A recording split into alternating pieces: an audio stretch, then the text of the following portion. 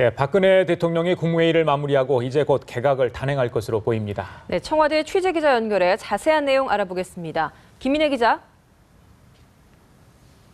네, 청와대 춘추관에 나와 있습니다. 네, 청와대가 오늘 소폭 개각을 예고했죠.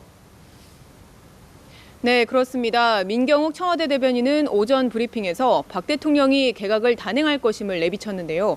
민 대변인은 국무회의가 끝난 뒤 개각이 있을 것 같다고 언급하고 개각 범위에 대해서는 소폭이 될 것 같다고 말했습니다.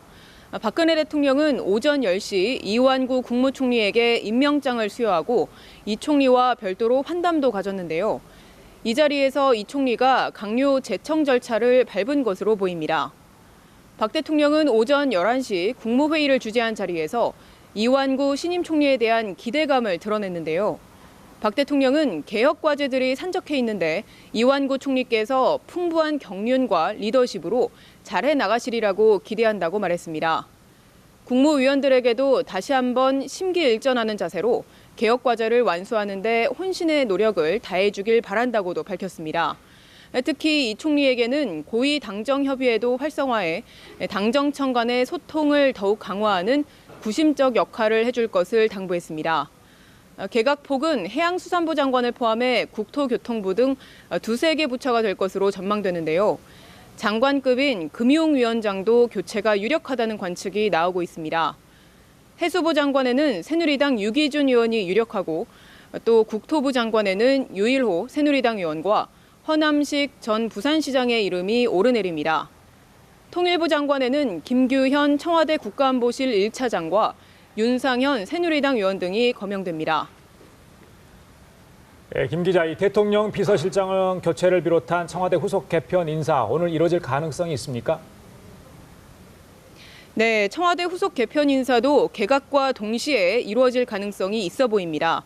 민경욱 대변인은 청와대 개편 인사를 묻는 기자들의 질문에 포함될 수 있을 것으로 본다고 밝혀서 후속 개편을 시사했습니다. 김기춘 비서실장 교체 여부에 대해서는 발표를 봐야 한다며 그것 말고 다른 게 있다고 설명했습니다.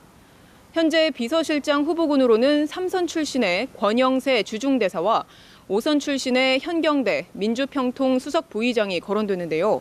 한덕수 무역협회 회장과 한광옥 국민대통합위원장도 화합형 인사카드로 부각되고 있습니다. 황교안 법무장관의 발탁설도 꾸준히 나오고 있습니다. 다만 박 대통령이 비서실장 후보군을 놓고 고민을 거듭하고 있는 것으로 알려져 설 연휴 이후로 발표가 늦춰질 것이라는 관측도 있습니다. 정무특보단을 만들지 않을 것이라는 관측이 있었지만 정무특보단 인사도 함께 발표될 것으로 전망됩니다. 정무특보로는 새누리당 김태환, 윤상현 의원 등이 거론되고 있습니다. 네, 그런가 하면 이완구 국무총리가 오늘 국무회의에 참석하면서 공식 업무를 시작했죠. 네, 이완구 국무총리는 임명장을 받은 지 1시간 만에 국무회의에 참석했습니다. 잠시 뒤인 오후 2시부터는 정부 서울청사에서 열리는 취임식에 참석하고 출입 기자들과 일종의 간담회도 할 예정입니다. 이어 국립서울현충원을 참배하고 중앙재난안전상황실과 경찰청 치안상황실을 방문해서 국민 안전을 주제로 한 현장 행보도 시작합니다. 앞서 이 총리는 오전 첫 출근을 하면서 국민 뜻을 잘 받들어서 열심히 하겠다고 말했는데요. 총리실 간부들로부터 보고를 받을 때는 성과로 말하겠다, 열심히 하겠다는 취지로 얘기한 것으로 알려졌습니다. 지금까지 청와대에서 연합뉴스TV 김혜영입니다.